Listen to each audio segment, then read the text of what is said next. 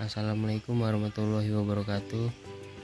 Nama saya Fadel Anwar dari kelas 10 IPS 2. Saya akan mempresentasikan peranan protista di dunia. Simak videonya ya. Pengertian protista.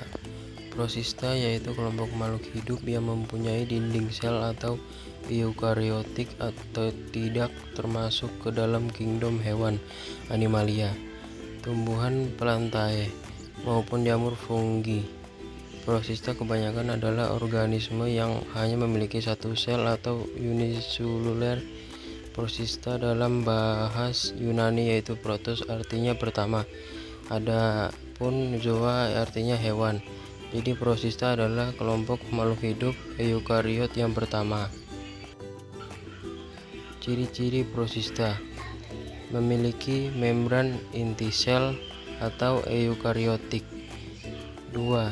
Ada yang uniseluler, ada pula yang multiseluler. 3. Beberapa memiliki pigmen atau warna. 4. Sistem jaringan belum jelas. 5.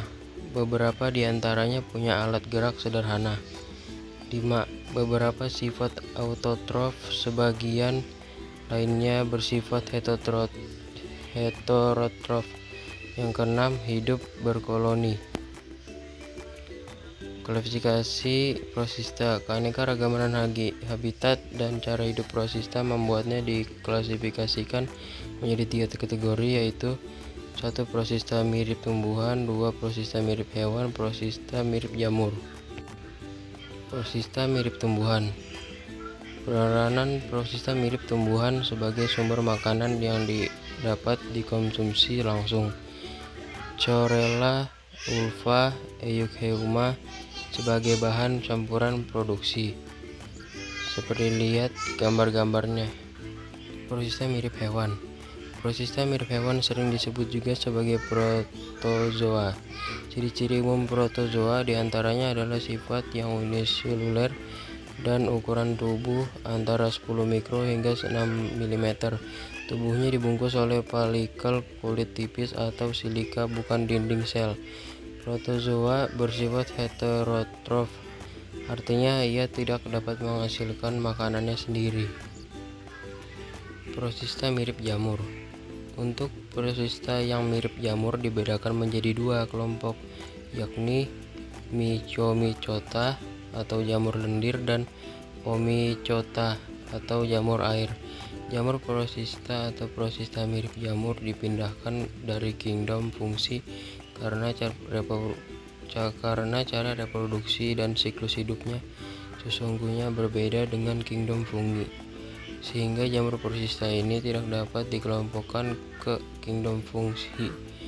Hal ini dibuktikan oleh Baul Dauf dan Dolittle 1997 melakukan analisis filogenetik. Protista yang menguntungkan. 1.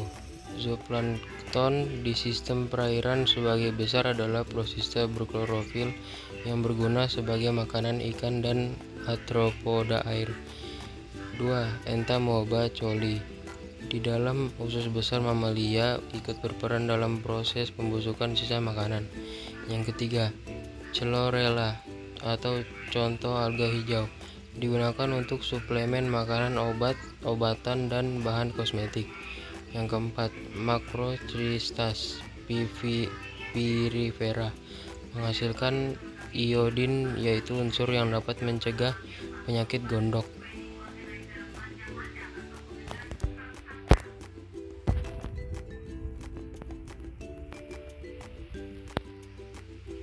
Protista yang merugikan. Trypanosoma evansi menyebabkan penyakit surah pada ternak sapi, kuda, dan kerbau. Banyak terjangkit di daerah tropis termasuk Indonesia. Vektor perantaranya adalah lalat dan genus Tabanus. 2. Trypanosoma gambiense menyebabkan penyakit tidur pada manusia atau sleeping sickness atau trypanosomiasis. Protista ini hidup di dalam darah manusia. Vektor perantara adalah alat TST dari jenis Glossina taxonides. Terima kasih, sekian dari saya.